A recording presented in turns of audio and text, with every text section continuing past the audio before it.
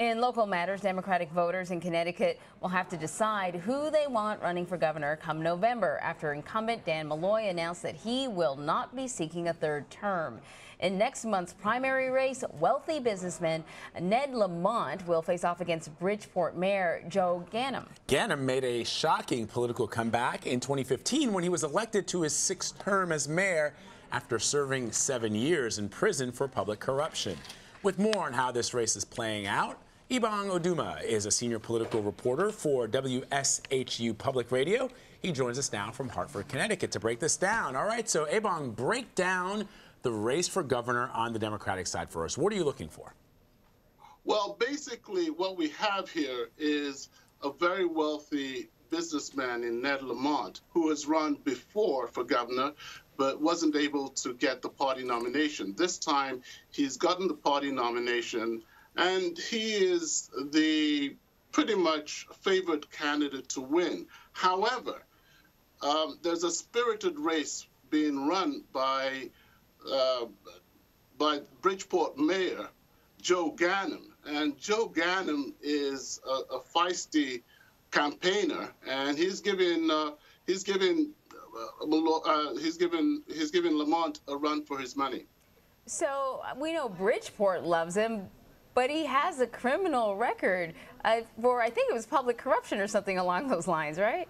Well, you would have thought that that would have been something that would have deterred him from making this run.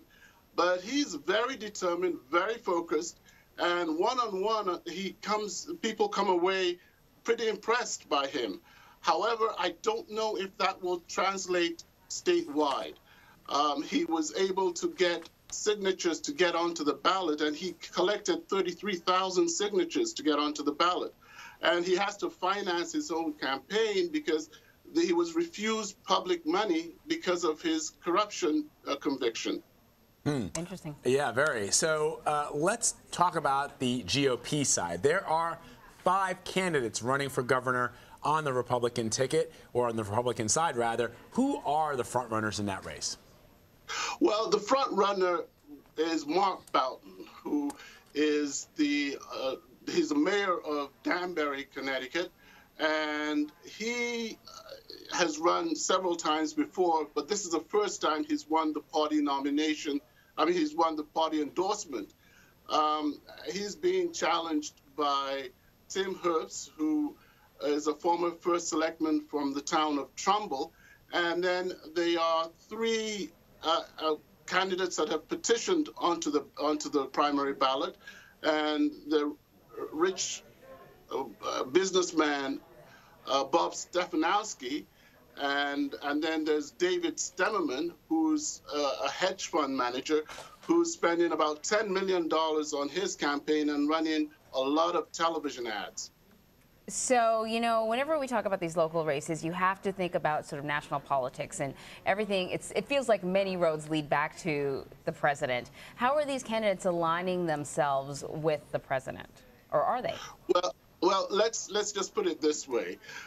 There are 2 people who are not on the ballot but will determine what happens in this election, and they are President Donald Trump. He's the foil for the Democrats, and Malloy is a very unpopular governor. So basically, all the Republicans are running against Daniel Malloy. The problem is that no one really knows the candidates on the Republican side that well. So Dan Malloy it's all about Dan Malloy. So the 2 people who are not on the ballot and who probably determine what happens are President Trump and outgoing Governor Daniel Malloy. Yeah, but here's the thing that we've been discovering time and time again, Ebong, which is that it's not enough just to be against Donald Trump. So what are some of the issues beyond being anti-Trump that are going to drive voters to the polls in this year's midterm? Well, the big issue in Connecticut has been the economy. It's been the slowest recovery that out of all the New England states. And we've had years of deficits. So basically, people want to know who's going to be best for the economy.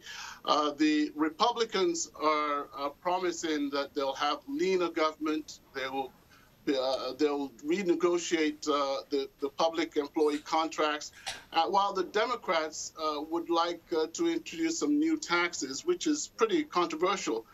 One of them would be a highway toll, which Connecticut has not had since the 1980s. Very fascinating indeed in local matters for us today. Ebong Udoma, thank you so much for being with us. We appreciate it.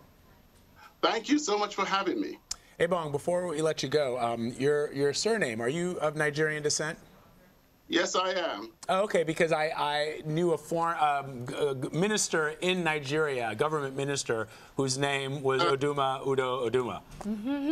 That was my brother. Oh, that's cool. Really? Yeah, that's my older brother. No way. Wow. So I was based in Nigeria for almost 3 years. Yeah, I remember. That's hilarious. Oh, I thought you were kidding me when you said he was your brother. Like, oh yeah, we have the same. Yeah, we're all related. Oh, Yeah. no, Okay, Vlad. It's your actual brother. Well, nice to meet you. Nice to meet you, Vlad. I hope I was able to help out. Yeah, that you was were great. Really good. Really, Thank you. really good. Thank you so much. Thank you.